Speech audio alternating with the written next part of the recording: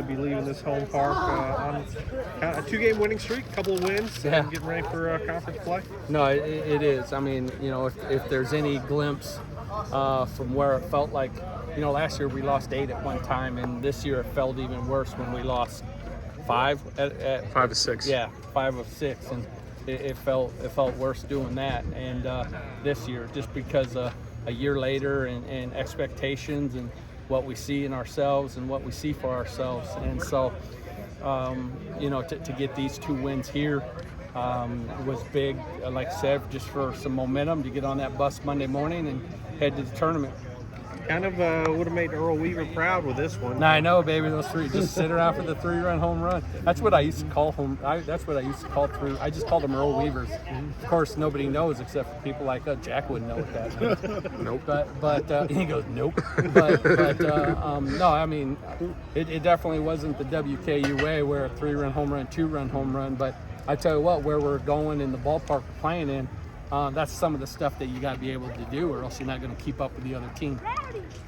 Blake has struggled some at the plate, and that's a really good way to come out of it. Yeah, so I was telling the radio, and I can't really go into depth because just the intensity I was putting it to Blake, but I did tell him, I've been watching it for a month now of giving away at bats and rolling over to first or second base.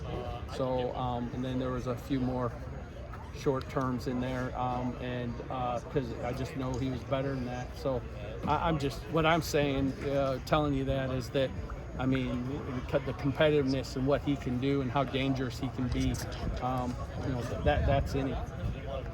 When did you have this little heart-to-heart with him? Right before he went on to the on-deck circle, while he was at the bat rack getting his helmet and everything strapped on him, and I was just right there in him, and we never made eye contact, but I was 12 inches from him and giving him my opinion, and telling him that there's people in this dugout that are looking for something more.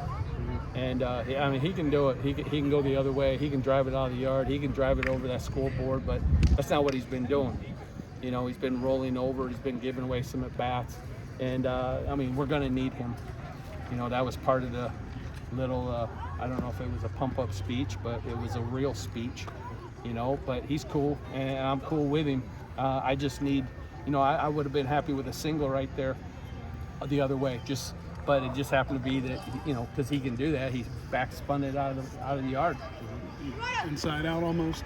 No, it is away. They're going to be getting him away, middle away, and just let him roll himself over. But if he lets the ball get to him a little bit more and stay inside it, he can do that all day long.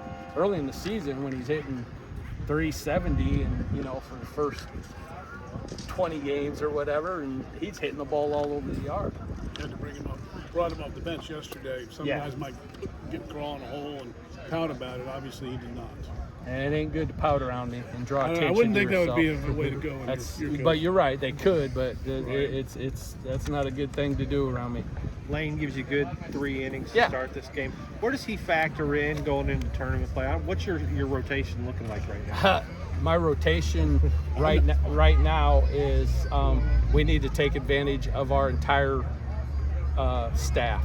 So I don't think Bennett will start. I don't think Bimby will start. I'm not sure who was going to start yet, but we need to take advantage of who we are, and that's as a staff, as a general. We aren't relying on just 3 dudes who are our starters and then a few guys out of the bullpen. We just got way more than that, and Lane's one of them. And so, I'm not sure where we're going with it, other than I know we're going to use our staff. Are either of those guys even available, or are we talking Who's that? stuff? The 2 you mentioned. Oh, they're completely available. Okay, Jack and Bimby are ready to go. Yeah, yep. Bimby? Yeah, they're Okay. Bimby or Bennett could have thrown today if I needed him out of the pen, because he didn't throw very much on Thursday, and we got him out of there. He could have actually gone today if we needed him. So not to tip your hand, there's a chance you could, out of the gate, piecemeal it, kind of like you did today. Oh, there's a chance we're going to piece 4 games today if we, Yep, because we can. Something like Literal the other night, Thursday night, and he gets hot and you can ride him. His velo was up. He had 2 pitches going. They couldn't figure him out. So you got those moments too where you can ride them. The 2 weeks since Cam got hurt, we talked about the progress Joey's made on the play. I know he's been a regular player for you. Yep, just toughness of it. And you know, he was more regular early on, right? But it's not really what was late. You know, lately with Cam doing so well, but Cam's out and Joey. You know, that's why you gotta always make sure that you're playing some guys. You just can't ride 11 guys and then something happens and all of a sudden, you know, that's why. I mean, how many times have I just had the same lineup completely through 1 through 9? No, nope.